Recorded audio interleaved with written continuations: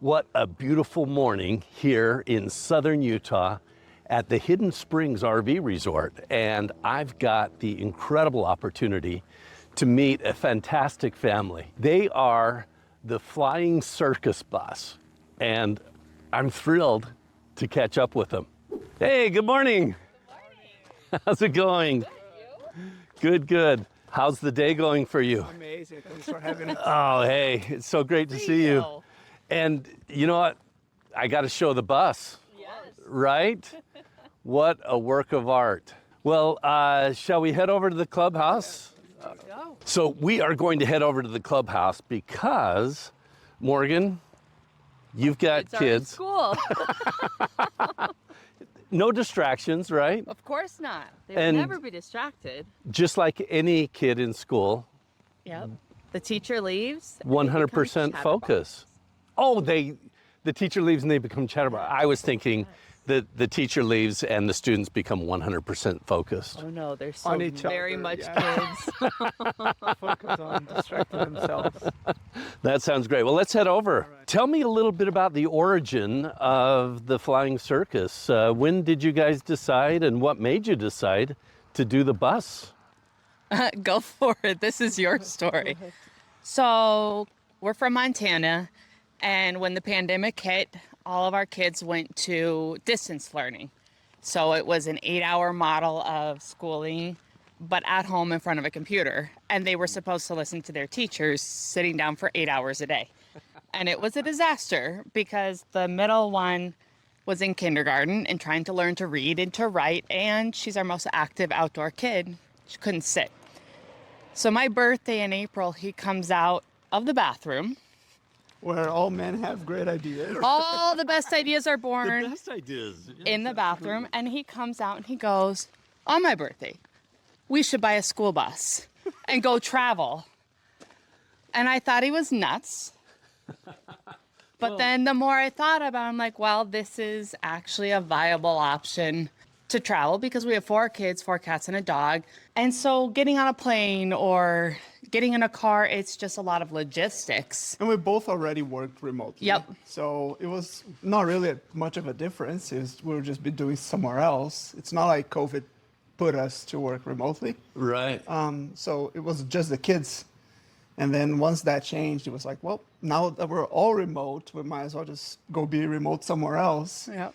Okay, so it wasn't just the setting that inspired this idea, Oh, right? no. The bathroom. No, the bathroom was just, it hit the pain point enough. It was the solution to the pain point. Yes. And Yeah. it was the push. It was the timing, right? It's the Let's do timing it. of the pandemic, plus being able to do it, plus the craziness of let's just do it. Right, right.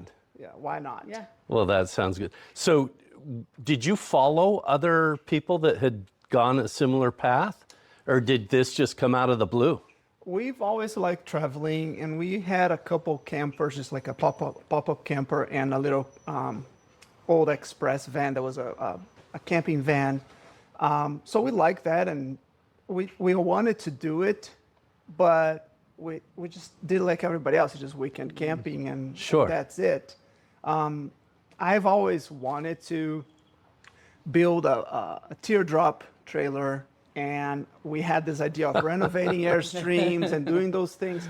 I followed people living this lifestyle, either on a van or on a sailboat. Right. And that has always been in the back of my mind as like, we should do that one day. We should. Right. We should go just travel and live everywhere and anywhere we want to experience that lifestyle. So it came sooner than we thought. Yeah.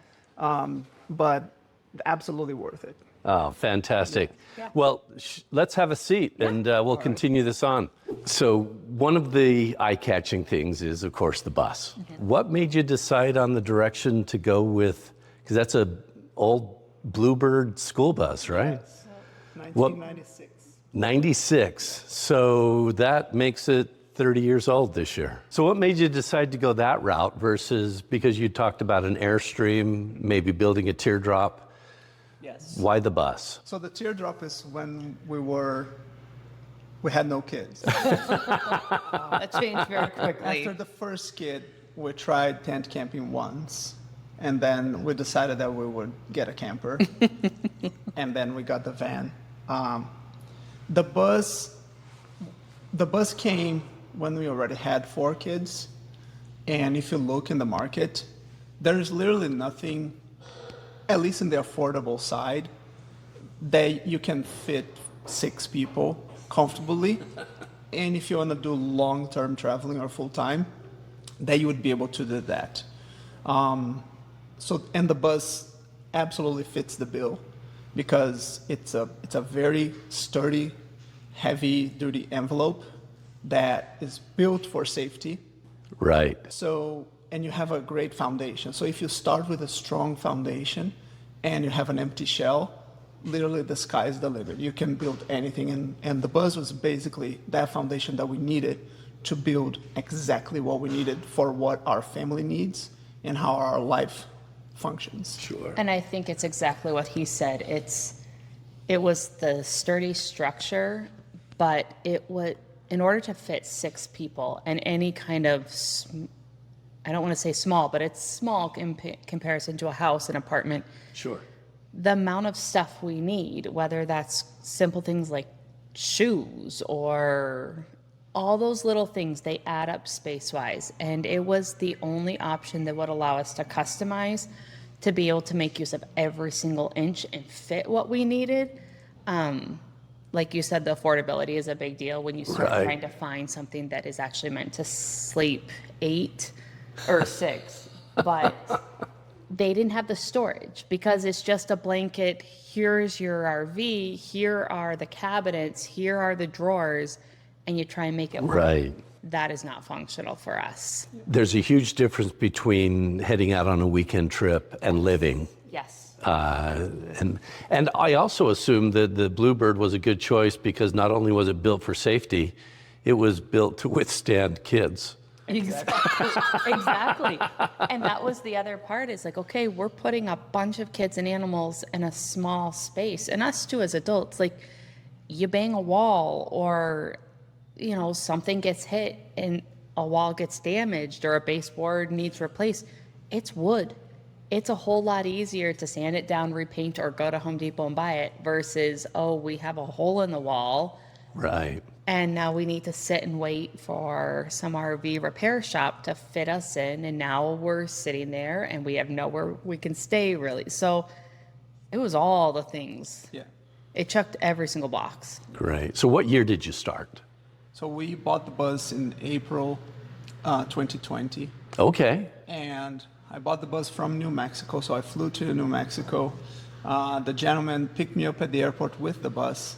And then we went straight to a mechanic. He gave me an okay, changed the fluids. I got on the road, drove 1,100 miles back to Montana. So between Friday, her birthday, and Sunday, it was from an idea to now we have a bus in our front So now, door. oh crap, what are we doing with this bus? That quick. Yeah, It so was I that got out of quick. the bathroom. I asked her. She said, well, yeah, why not? I messaged the guy, put a deposit, book a ticket for the next morning. Yeah. And then flew there, picked the bus, and then drove the next day and a half. Oh my So it goodness. was that quick. And so did you already have in mind what you wanted the bus to look like at the end, or? No, it was, we put tape down and kind of trying to figure out the floor plan. Sure. Did a couple times, and then by the third time, it was just minor adjustments, and then we knew what the layout would look like.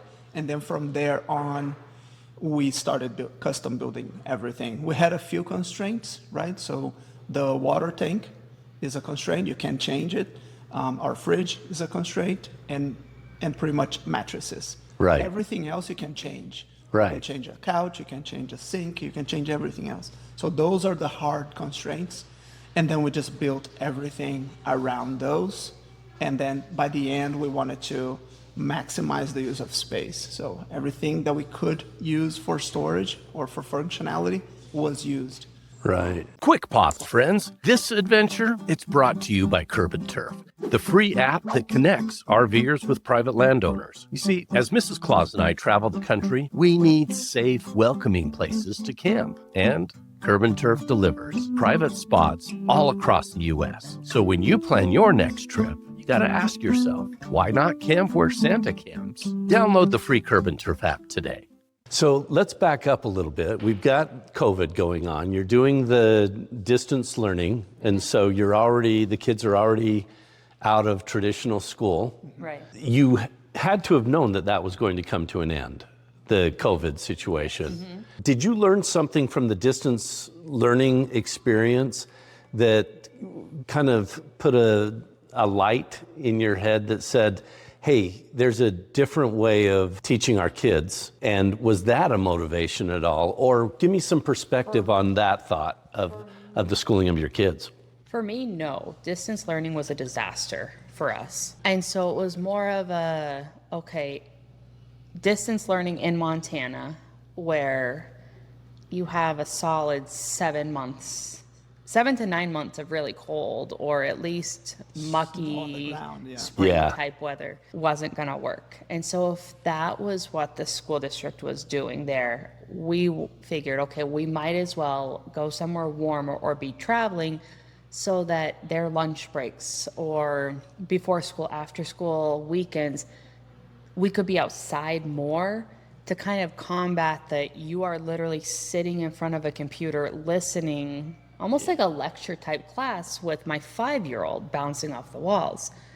So it was more of a survival. For 8 hours. Yeah. That's the problem. That's right? the thing. Like, the workload didn't change. Right. it just was in front of a screen. So just in front of the screen. So trying to make a little kid sit in front of the screen for that long, and then when they're done, it's still cold or rainy or mucky outside, and there's not really much to do.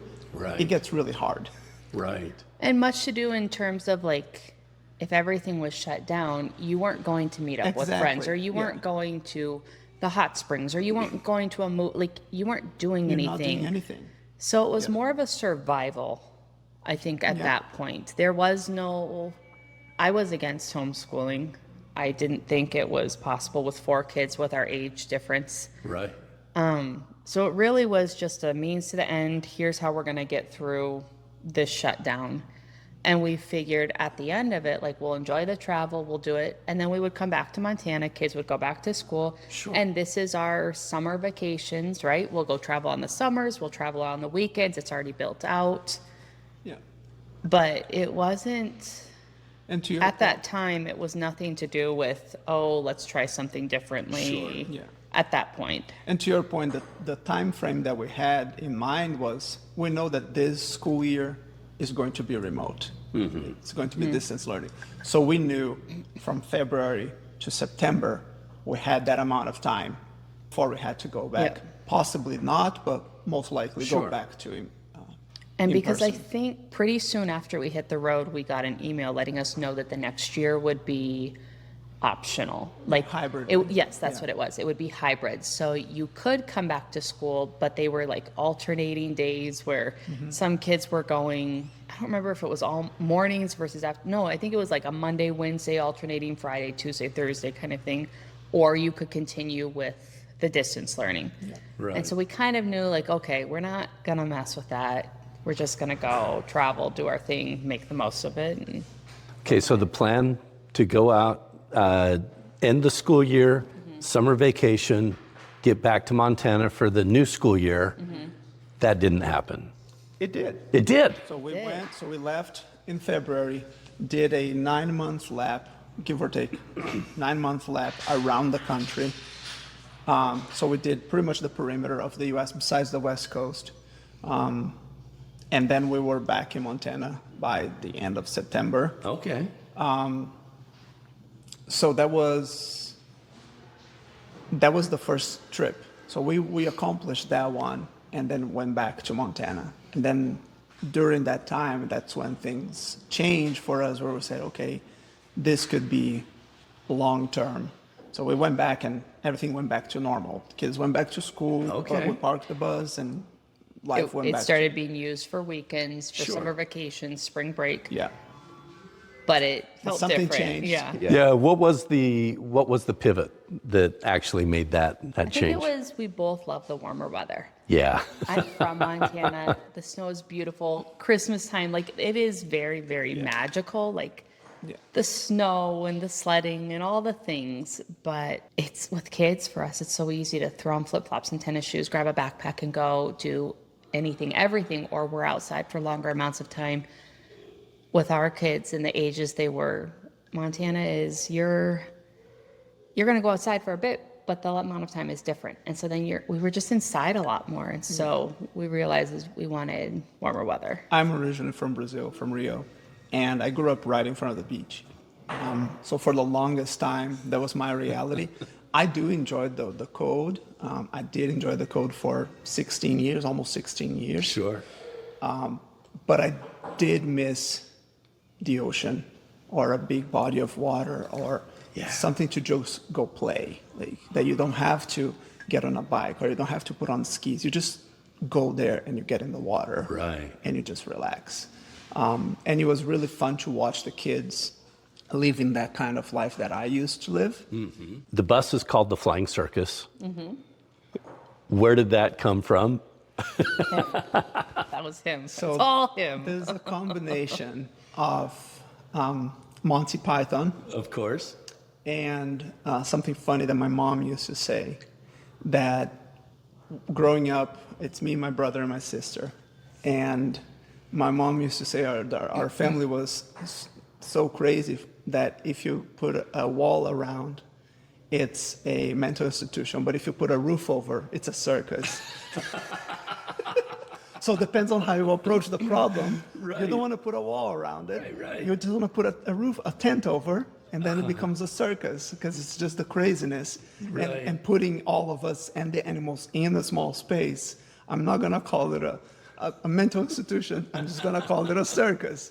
So the name kind of resonated with the Monty Python as an 80s kid, that it was just fun. I'm like, oh, I like that. It's the barn, the barnstormers, the Flying Circus Bus, and that's fun. And you've got a fantastic social media presence, the Flying Circus Bus, right? Was that an intent to do that before you hit the road, or did that eventually evolve? No, that was the intent to document and keep friends and family updated was always there. Because his mom was in Brazil, and then my parents were in Montana, and so it was the easy way to keep them updated and show them where we are and let them be involved in what we were doing without me going, oh, okay, I need to send this photo to this grandma and this one to these grandparents. But simultaneously, it was how we were connecting with the few people that were already doing what we were trying to do, to ask questions, to get help, to get It's ideas. a great community. Yeah. It's a great community. And I think at the end, it's almost like it's our way of feeling part of it and also helping to motivate or inspire other people who are thinking about it or dreaming about it and would see us and say, yes, it is possible.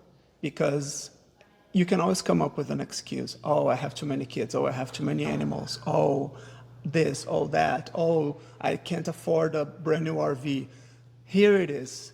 Right. Here's a family who got an old bus, who transformed it, who's doing it, and who's living it. And people who inspired us, other accounts and other nomads or bus life folks that inspired us. It's our way to say, hey, we're part of this, and if we can inspire one more person, I think we kind of accomplished that mission. The lifestyle is very unique, challenging, exhilarating, beautiful, and ugly. Yep, and everything in between. All of those things. And I love what you're doing, because many people that do a similar broadcast in social media, they show all of the bliss. Nothing goes wrong, right? Your analogy of the walls or ceiling, mental institution or circus, I love that, because nothing changes inside, right? It's your perspective of what happens. But yeah, what you're doing is real. Given that, tell me some of the wonderful experiences that you've had that you didn't anticipate and that came out of the blue. Is anything stand out? Oh, there are several. We were able to watch a SpaceX launch in Boca Chica for the SN11 prototype rocket. And sleep underneath the And we rocket the slept night before. under the rocket the night before. Like the police were knocking on our door at Because it's a 3 or public 4 road a.m. where SpaceX is in Boca Chica, and you can camp right there on that road. So then the night that the day they're gonna have the launch, then they clear the road, of course, for debris and stuff. So everybody moves away, but we slept the night before right underneath the rocket and watched them, working on the rocket. We watched the launch. We watched the rocket go up. That was cool. That was a pretty special moment. We did go to NASA and Cape Canaveral and watch one of the crewed missions fly as well. There's a lot of stuff. I mean, just seeing whales in Mexico, paddle boarding with Whale sharks, seeing hundreds of dolphins just floating around, visiting museums. We went to DC. Drove through Times Square. You took the bus through Times Square. So did you go across the GW, the bridge to Manhattan then? Yes, I need to take you need to take the upper portion of the Jefferson Bridge, right? And I ended up not making the turn when I should have. So I ended up right in front of the tunnel, on the toll to the tunnel. And they said, well, you didn't take the turn, but I couldn't turn. So they stopped traffic on all those lanes. I think it's 8 lanes or 12. It's a lot of lanes. So they stopped the traffic on all the lanes. And then a cop came and escorted me and kind of made the turn, opened the cones, and then I turned the bus around and then went to it was all good. It was fine. So everybody behind you was very pleasant and happy. Huh? Yeah, we chose the right time to do it. It was nighttime on Sunday. Oh, Yeah, okay. it was like a 7 or 8 o'clock at night. Like we weren't Yeah. at rush hour. Yeah, we're not going to do that. Yeah.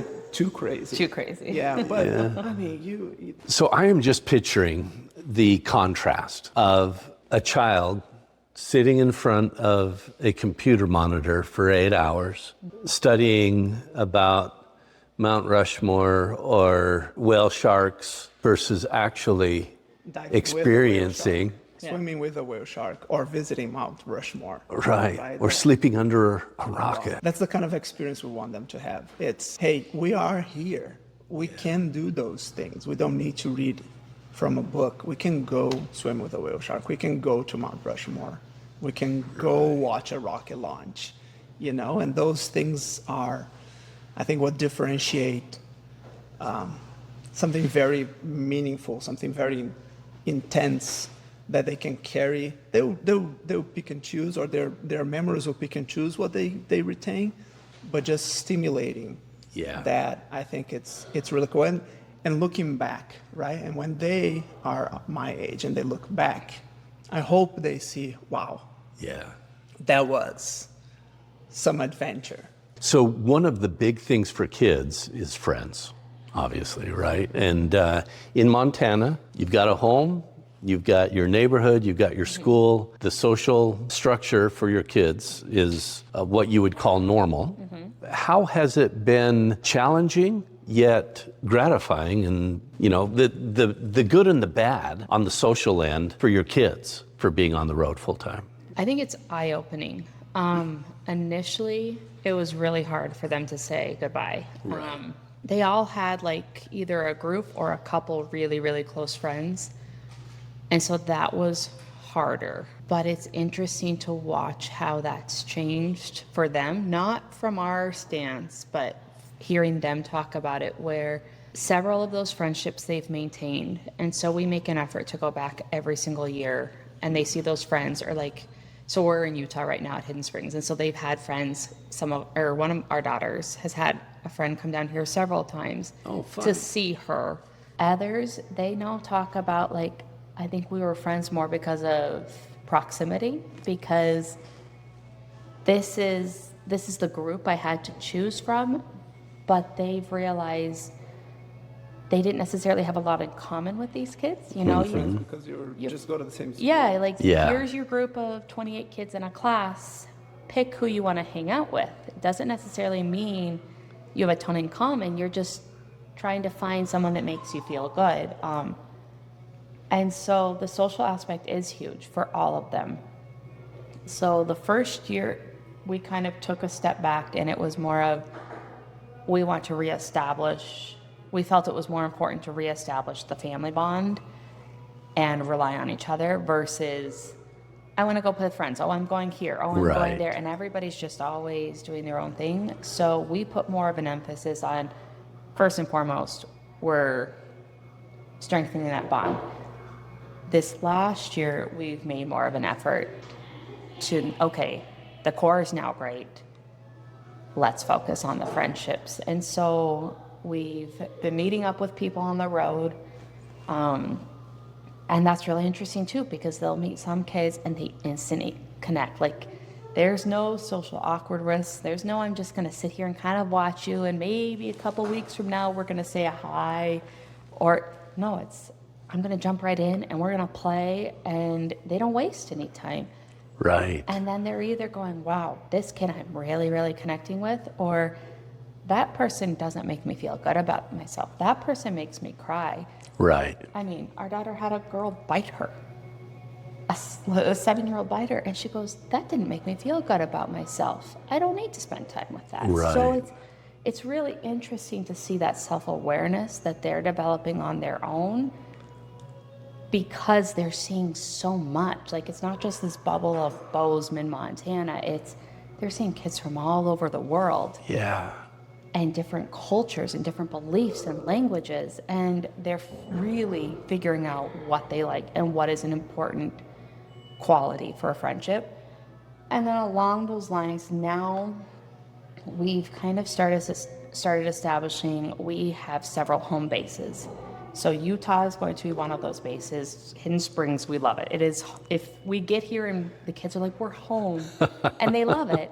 And then same thing with Baja, Mexico. And so Yeah. now we kind of have like a fall and a spring and a winter base where they can really start to establish some of those core friendships where they get to spend enough time with these kids that it is fulfilling that bucket that they have and that need that they have. But then we also have the time or the summers to continue doing what we're doing and traveling. So I feel Right. like we're finding that balance now. Like, we needed to reset. They needed to figure out what was a friend to them, what they look for, and now they can really start to go after that. Right. So one of the comments that Mrs. Claus often gets is, you live together in that van full time and you haven't killed him? We get that a lot too. Right? Yeah. How has the family dynamic changed? As far as siblings will either be constantly at each other's throat, or they'll know that, hey, I have to get along. Did you notice a difference from when you were living in a regular, what you would call normal home, to actually hitting the road and living full time in the bus? Yeah, huge 100%. difference. I would say it got a lot harder before it got easier. Yeah. And I think it's because in the house, in a traditional normal life, there are so many distractions. Yeah. As an adult, there's always work or projects or something needs fixed, or just you mow your lawn, you do your dishes. Oh, like, there's always something responsibility-wise. And it's too easy to spread out and to lose touch with either your kids. Kids go to the rooms, they shut the doors, they hole up, or they're constantly wanting to be busy and go out with friends. Whatever it is, like, you're doing this a lot. And so the bus, because you're in a close proximity, or like you guys in the van, it takes everything that in a normal life or in a home you've been able to kind of keep under the surface, it pushes it all up to the top at once. Yeah. And so I think it got really hard really quick, because all of a sudden everything that had been like kind of pushed down and forgotten or ignored, all of a sudden it all came to the surface. I'll be the first to say, like, we work with a psychologist constantly. Like, between us, with us individually, with our kids, like, because we wanted to work through all of that, and we wanted to make sure we were doing this in a healthy way and not, I mean, I think every parent's worst fear is, am I damaging my kids? Right. And so we wanted to make sure, like, are we? Yeah. Yeah, I and don't know. And there is an intention there that we've always had with our family and with our kids and with each other, that we want to make our relationships better. Yeah. So Not just survive it, but like thrive in it. So we actually are actively, constantly pursuing healing, knowing each other better, learning how to talk, learning how to respect, learning our own triggers, learning our healing from our own things, so we can become better individuals and we can become better with each other. And I think in the beginning it's harder because we will tend to reject that because it's the way it's always been. Right. And you kind of go against the grain. But after And a it's while, uncomfortable, right? Because Exactly. Sure. it's easier to kind of push it down than to Than to actually deal keep with it. Yeah. So we all have had our moments, and still have some, of course, that something triggers or something annoys or something, but you see that kind of melting and melting and melting, Right. to the point that you're like, we're working. Now we know that we're working together. Right. And it's adjustments versus a fight. Right. You know, like we're not fighting against each other's will or or expectations. We're saying, okay, we're all working together, and there are just optimizations that we need to do here and there, but we're on the same path. We're aiming at the same thing. Yeah. Right? Because you have to. You have no choice. The- You are a team. You rely on each other. Like, we have an argument. There's no, like, I'm taking off to the bar or I'm going out with the girls to go shop. Like, there's none of that. And I need him to move my bus. And he needs me to find everything that he doesn't know where it is. So, like, you need each other too much. And same with the kids. Like, yes, we are working on that social aspect and making sure that those buckets are filled for the kids. But day in and day out, the only kids they have are each other. And so they might get annoyed with something little, but man, they get over it quick, or they communicate through it, because that's who they can constantly rely on to be there for them. It's an environment that forces you to face your differences or to face your discomfort or to, so you roll with it. Yeah. You adapt and you move on and you figure it out. I absolutely love how intentional you are in that, because, you mentioned you work with counselors. You actually gain the tools that are needed to deal appropriately so that your kids and your relationship remains healthy. And that's one of the sad parts about social media, is a projection of everything's perfect, and then somebody goes out and says, oh, I'm gonna buy a bus, and I'm going to build it out, and I'm going to hit the road. Okay. And everything is, sunshine, rainbows, and unicorns, right? And then life happens, and they're ill-equipped to deal with it, and so their relationships actually end up worse than they were before. And you guys are setting a fantastic example to say, hey, we don't get along just because we get along. It's an intentional choice to work on our relationships and work on how we get along and overcome conflict and stuff like that. So I love that, you guys. Thank you. Thank you for sharing that so much. You mentioned in your social media, in our conversation, Flying Circus Bus, that it's to keep people abreast of what you're up to. Are there any intentionalities beyond just saying, hey, here's where we are and here's what we're doing, that you hope that your social media presence actually conveys? I think that's how it started, was more of a keep, mainly family, but friends too, here's where we are, right? Because it was constantly, when are you coming home? That was the question. It was like, when are you coming? So it's like, instead of me answering that in a bunch of text messages, like, here's where we are. So it started as that. I think it's like you kind of touched on. Now it's more of a sharing what it is, our experience, because I feel like if we can make it work with 4 kids, 4 cats and a dog and a bus, there are a lot of people that go, I don't have the money to buy an RV, or I don't have the skill set to do X, or there's always something, a blocker, I guess. And so now it's more of a way to say, if we can do this, you can do this too. And hopefully inspire people. I mean, we've had some cool stories, people in domestic abuse situations, or like, and they've come up and said, we get messages like, you inspired me to leave, and I left and I bought a bus, and I now have a way out. I thought I was stuck, and now you showed me there's something I can do. Like, I don't have the money to go buy a house or an apartment, but I can do this. And so there are quite a few stories like that you hear, and it's really, really cool. So in your process of building out the bus, I mean, even while you've been here at Hidden Springs, I have just marveled at your solar array redo and your inverter and all of the things that you've done just right here. Are you an engineer by trade, a construction manager by trade? He's a YouTube experience man. YouTube alumni. Yes, YouTube alumni, that's it. I'm a software engineer.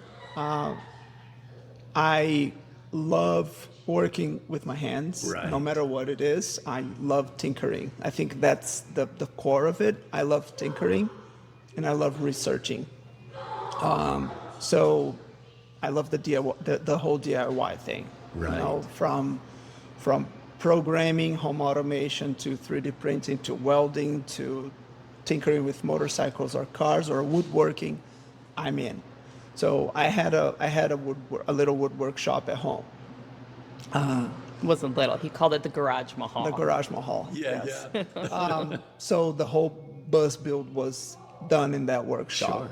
I learned how to weld, learned some other skills, of course, for the solar install. Never done it before. I built our own batteries. So we bought the automotive cells and built our lithium batteries, put the battery management system on it, programmed it. So it kind of pairs the love for the DIY with some skill sets that I either acquired or already had prior to the bus. So it was fun. It was just fun. I mean, overwhelming at parts, of course. Right. But fun and rewarding. And you know what? If you do something wrong, you figure out what you did wrong, and then you do it better the next time. Yeah. Or if it breaks, you actually know how to fix it. And you're not trying to get in somewhere to repair it and sitting and waiting.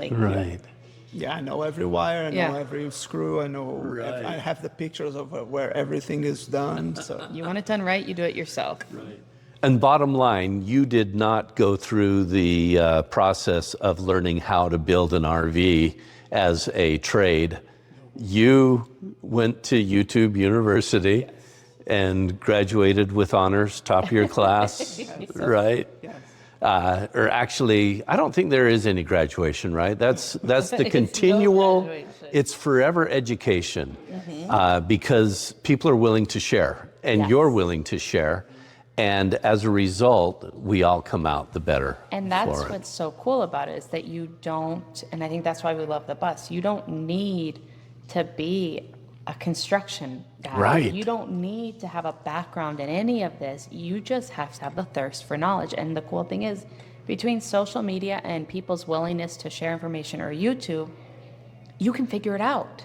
Right. You can do any of it. You can do it in a very wide range. Yeah. Right? You can do a very modest build, or you can go for the $200,000 conversion. You choose. You choose your, what you want to do. But the info and the how-to, it's all right there. Yeah. And that's cool. Haven't you also found that the RV community is so willing to help? Yeah. Yes. No matter where you go. Yep. Right? You're standing out in front of your RV, scratching your head, somebody walks by and says, hey, what are you thinking? Well, I've got this issue. Oh, well, I know a guy, or I know how, and they're more than willing to jump in and help. Perhaps, You see the best of humanity. Yeah. A lot of that. And that is the cool, you asked about the social media aspect. That is another cool aspect of it, is like, it's that connection with people and how I think the platform should be used, like Yes. that positive side of it, where it's, you know, I don't know how many times we've been broken down on the side of the road or had a question about something and he's trying to figure out and I may not know, so I'll post it on social. Yeah. And all of a sudden my inbox is full of, hey, try this, hey, look at this, and then it's just a really cool A good community. community Yeah. with that. So the knowledge never ends. It's like, And someone is always doing something new, or Yes. there's a new product, or there's a new way of doing something, or someone Yep. figured out a solution in a different way, or more Right. elegant way. or you're about to invest a huge amount of money or time into a certain way, and somebody gives a different perspective Yep. that says, hey, yeah, before you do that, you may want to look at this or other like us on our alternative. solar, when he designed it, like there were some schoolies out there, but not many. Yeah. It was not all over social media by any means, or even YouTube.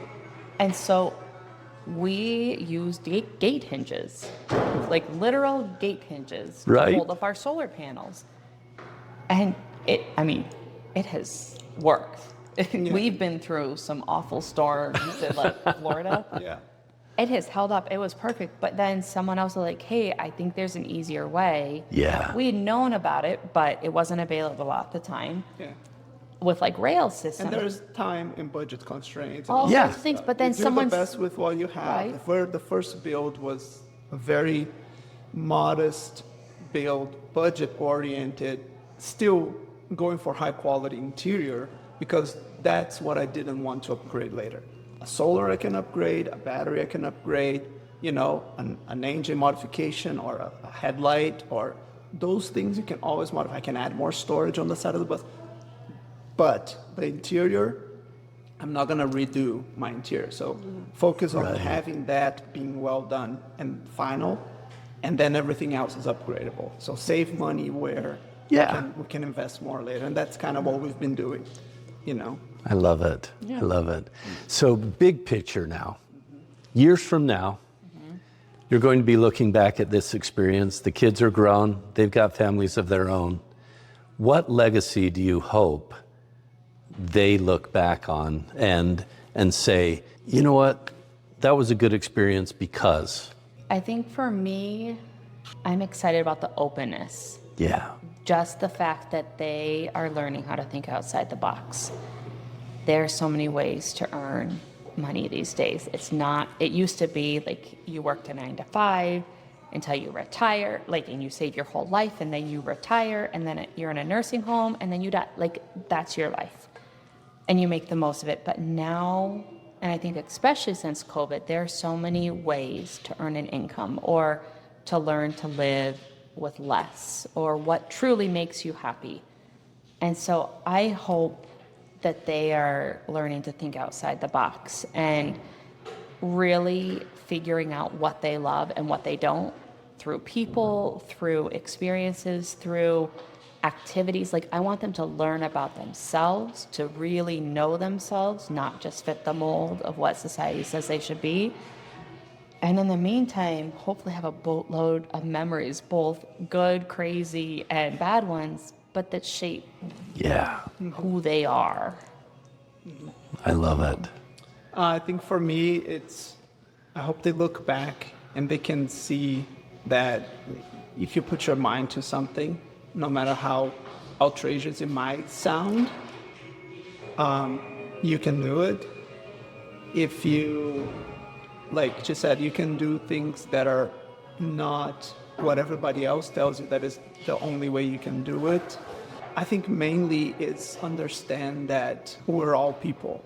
Yeah. Right? Everywhere they go, people look different, people talk differently, people wear something different, people eat differently, and I think being open-minded is hopefully the biggest gift we can give them, to say, hey, the world is your oyster, you go there and you do your thing, don't try and like accept what someone is labeling the other person. Right. You know, we're all humans. We're flawed. We argue, we cry, but we're different colors, we're different shapes, but we're all humans. And we go out there and we interact with all of us, and do whatever you want. Like just do whatever you want. Yeah. You don't have to stick to where you live. You can move. You don't have to be stationary if you don't want. Yep. You know, you don't have to make money with the 9 to 5 if you don't want. Right. If you don't like the weather, you go somewhere else. If you don't like Yeah. the country you live in, you move some other country. If you don't like Yeah. your neighbors, you move. Like, you know. If you want to go live on a boat, go live on a boat. If you want to go Yeah. in a farm, go live on a farm. It doesn't matter. You just find who you are, what you love, and just pursue that. That's one of the central themes to what we're doing at Santa's About, is I thoroughly believe that there are forces, because of money, to try to divide us. Because emotions like fear, hate, distrust, those are stronger emotions from just the basic makeup of our brain. And so I get attention the more I push that. And the more attention I get, the more money I make. And so we have to be intentional about sharing how we're more alike. We all want peace. We all love our families. And we all want good, healthy social relationships and wonderful experiences, no matter where you go. So thank you. Yes. Thank you for we're sharing much more that. alike than we are different. Absolutely. And we should celebrate that commonality rather than fall victim to those forces that will divide us Yep. and separate us. So Live thank you. intentionally, right? And that's the goal, is to live intentionally and not just follow some, higher agenda that Right. needs your attention and needs your, Right. your rage to stay Yeah. powerful or whatever it is, or to be relevant, to stay relevant. Yeah. We can live a very nice life. I've got a confession. I really, really wanted to take a tour of the bus. Absolutely. But not so much now, because what's important to me is what we've discussed here, and what's important to our audience is what we discussed here. They'll get a taste of the bus by following the Flying Circus Bus on social media. Sounds good. Yeah. Rather than spend time in our podcast going through the physical, let's focus on the love that we've shared. Cool. And then they'll get the fun of seeing what you've done with your bus and the experiences that you're having by following your social media. Thank you guys so much. Thank you. I sure hope that our paths cross again. They have crossed a couple of Several times, times. right? Yep. Twice now? Yep. Maybe Santa and Mrs. Claus need to take a trip down to Baja. I think that would be pretty special for the kids down there. I really do. Yeah. And that's what we're all about, is spreading Yes. joy wherever we go. That is and really so, cool. Well, put it on your list. yeah, that sounds great.